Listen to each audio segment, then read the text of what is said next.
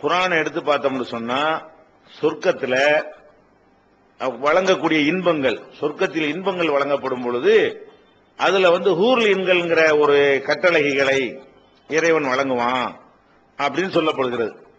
அப்ப கட்டளைகள் என்பது அவங்க பெண்களா இருந்து ஆண்களுக்கு தானே வழங்கப்படும். அப்ப ஆம்பளைகளுக்கு இந்த மாதிரி ஒரு பெண்கள் கொடுக்கப்படுதுன்னு சொல்லப்படுகிறது.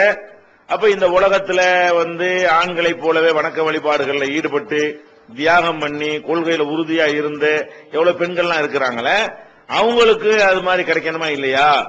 அதை பத்தி குர்ஆன்ல சொல்லலையே அப்படின்னு கேட்கிறாங்க. இந்த கேள்வி பலமுறை கேட்கப்பட்ட ஒரு கேள்விதான். நம்ம திருக்குர்ஆன் தமிழாக்கத்தில் கூட நினைஞ்சிருக்கிறோம். இந்த கேள்விக்கான இந்த ஆயத்துடைய இடங்கள்ல விளக்கம் கொடுத்திருக்கிறோம். தூய்மையான துணைகள் அப்படிங்கிற தலைப்புல குர்ஆன் தமிழாக்கத்தில் பாத்தீங்கன்னா அதுல விளக்கம் இருக்கும். இருந்தாலும் இப்ப பார்க்காதவங்களுக்காக வேண்டி அதை சுருக்கமா சொல்லிக் கொள்றோம். அதாவது திருக்குர்ஆனை பொறுத்த வரைக்கும் அதனுடைய எல்லா கட்டளைகளும் கிட்டத்தட்ட 99% கட்டளைகள் எல்லாம் ஆண்களை நோக்கி சொல்ற மாதிரி தான் அமைஞ்சிருக்கிறது. நீங்க ஹூர்லீனுக்கு மட்டும் அப்படி நினைச்சிட்டு பேசுறீங்க. ஹூர்லீன் மட்டும் அப்படி சொல்லப்படல.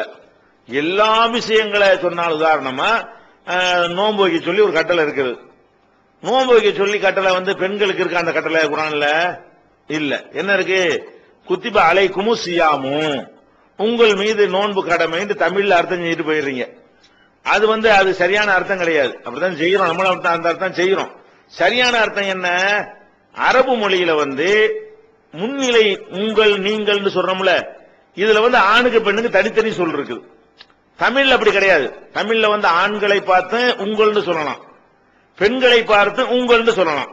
அரபியில ஆண்களை பார்த்து உங்கள் என்று சொல்வதற்கு வேற வார்த்தை, பெண்களை பார்த்து உங்கள் என்று சொல்றதா இருந்தா அதுக்கு வேற வார்த்தையை சொல்லணும். முன்னிலையில படற்கையில வித்தியாசம் இருக்கு. அவன் அவள் அப்படின்னு வித்தியாசம் வச்சிருக்கிறோம்.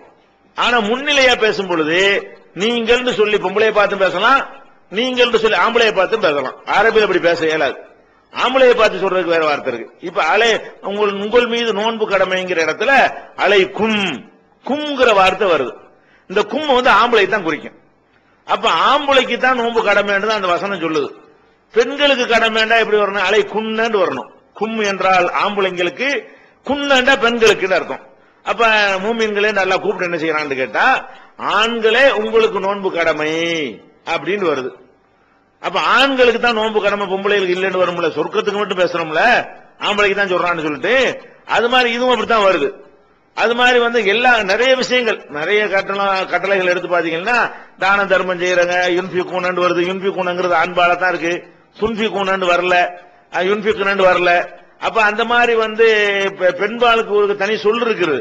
அப்ப செலவழிக்கிற பத்தி பேசினாலும் சரி, போர் செய்யற பத்தி பேசினாலும் சரி, பல விஷயங்களை எடுத்து பாத்தீங்கன்னு சொன்னா எல்லாமே ஆண்பாளுடைய சொல்லாகத்தான் பயன்படுத்தப்பட்டிருக்கிறது.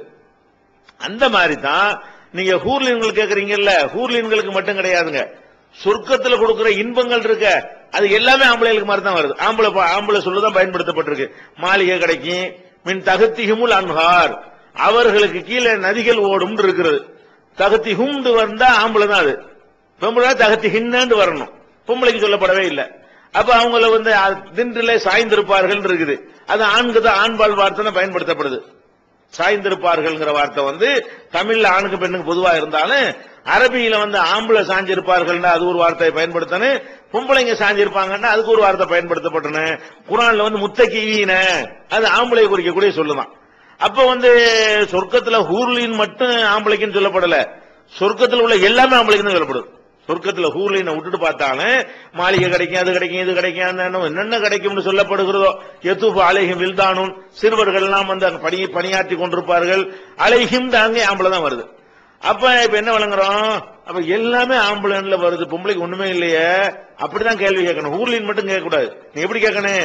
என்னங்க எல்லாமே ஆம்பளைக்கே வருது, சொர்க்கம் ஆம்பளைக்கு தான் வருது, பொம்பளைகளுக்கு சொர்க்கம் வார்த்தையை காணா, சொர்க்கமே ஆம்பளைக்கு ஆகி போயிடுது, வணக்க வழிபாடுகள் ஆம்பளைக்குன்னு போயிடுது. 1-2 இடத்துல அக்கிமின சலாத்த ஆத்தின ஜக்காத்த, அது எப்ப மூமினான பெண்கள் உங்களிடத்துல வருவார்களே ஆனால் அப்படின்ற அந்த பெண்கள் ஒரு டாபிக்கை பேசும் பொழுது மட்டும்தான் அவங்களுக்கு அந்த பெண்களுக்கு உரிய வார்த்தை பயன்படுத்தப்பட்டிருக்கே தவிர, பொதுவாக குர்ஆனுடைய ஸ்டைல எப்படி இருக்குன்னு கேட்டா ஆம்பளைகளை நோக்கி தான் பேசப்பட்டிருக்கிறது. அப்ப இந்த சந்தேகம் அரபு மொழி தெரிஞ்சவங்களா இருக்கிறதுனால அந்த காலத்துல எல்லாருக்கும் சஹாபாக்களுக்கு வந்துச்சு இந்த சந்தேகம். உங்களுக்கு ஹூர்லின் மேட்டர்ல மட்டும் வருது, அவங்களுக்கு எல்லாத்துலயுமே வந்துருச்சு. அரபு மொழியில என்ன எல்லா ஆம்பளை வார்த்தை எவ்வளவு இருக்குது, எதை பார்த்தாலும் ஆம்பளை கடமைங்கிறான், ஆம்பளை கூடு, ஆம்பளை செலவழி, ஆம்பளை தர்மம் பண்ணு, ஆம்பளை வந்து ஹிஜ்ரத் பண்ணுன்னு வருது, பொம்பளைக்கு வரக்கான எதுவுமே. அப்படின்ற உடனே என்ன செய்யறாங்க, ரசூல் ஸல்லல்லாஹு அலைஹி வஸல்லம் காலத்திலேயே பெண்கள் உம்மு சலமா மாதிரி அவங்களுடைய மனைவிமார்கள் பல பெண்கள் கேள்வி கேட்கிறாங்க, என்ன இது எதை பார்த்தாலும் ஆம்பளைங்கனால பொம்பளை ஒண்ணுமே இல்லையே எங்களுக்கு. அப்ப அதுக்கு அல்ல பொதுவா என்ன செய்யறான்னு கேட்டா, ஆம்பளைக்கு உள்ளதெல்லாம் பொம்பளைக்கும் உண்டு. இன்னல் முஸ்லிமீன உல் முஸ்லிமாத்தி, முஸ்லிமான ஆண்களும் முஸ்லிமான பெண்களும், உல் முமினீன உல் முமினாத்தி, முமினான ஆண்களும் முமினான பெண்களும், உல் காணிதீன உல் காணிதாத்தி, ஓ சாபிரின ஓ சாபிராத்தி, ஓ சாயிமின ஓ சாயிமாத்தி, இப்படின்னு வரிசையா எல்லா இபாதத்துகளையும் சொல்லி ஆம்பளை பொம்பளை ஆம்பளை பொம்பளை ஆம்பளை பொம்பளை சேர்த்து சொல்லி எல்லாருக்கும் நல்லா கூலிய தருவான் அப்படின்னு முடிச்சிடறான். அது மாதிரி வந்து மையாமல் மினசாலிஹாத்தி மின தக்கரிவ உன்சா, ஆண்கள் பெண்கள் யாரே நல்லறங்கள் செஞ்சாலும் அவங்களுடைய கூலியை வீணாக்க மாட்டோம். இவனும் செஞ்சிருக்கான் அவனும் செஞ்சிருக்கான், உனக்கு தான் கூலி, உனக்கு கூலி இல்லைன்றது கிடையாது அப்படின்னு அல்லாஹ் என்ன செய்யறான். அந்த 2-3 வசனங்கள்ல அந்த பெண்களுக்கு இதே மாதிரி உண்டுன்னு சொல்லி ஒரே பொதுவாக்கி விடுறான். எல்லாம் ஆம்பளைக்கு மாதிரி சொல்லிட்டு வந்துட்டு ஒரு 2-3 வசனத்துல என்ன பண்றான்னு கேட்டா, ஆம்பளைக்கு சொன்னதெல்லாம் பொம்பளைக்கும் உண்டு அப்படின்றான். அப்ப என்னவாச்சு, இது உள்பட எல்லாம் தான் உண்டு, சொர்க்கம் உண்டுங்கிற மாதிரி, அருள் இன்பங்கள் உண்டுங்கிற மாதிரி. அங்க இந்த கணவன் எல்லாம் பார்க்க தேவையே கிடையாது, அது வேற உலகமே வேற. அங்க தண்ணி கூட அடிக்கலாம் வழங்குதா, அதுக்கு வந்து அல்லாஹ் வந்து அங்க தர்றான், ஆறே ஓடுதுங்கிறான். அங்க உள்ளதை வச்சுட்டு நினைக்கக்கூடாது, அது எப்படி ஒரு பொம்பளை எப்படி இன்னொருத்தனோட இருப்பான்னு பேசக்கூடாது.